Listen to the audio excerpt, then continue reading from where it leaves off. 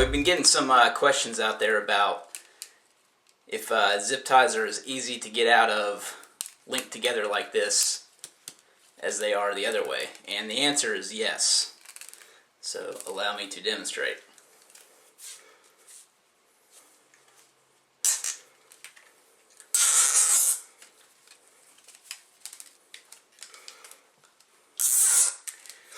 The objective here is to make sure the locking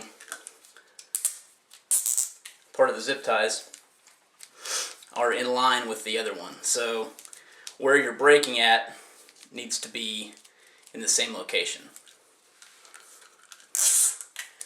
And you can do that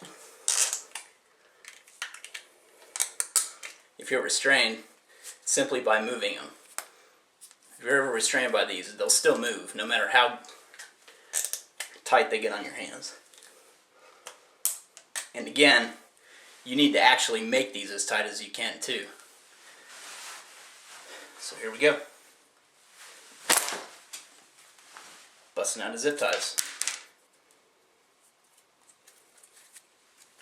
Thanks for watching.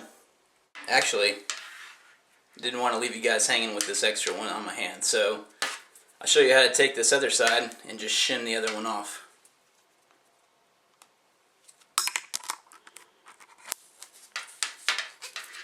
There we go.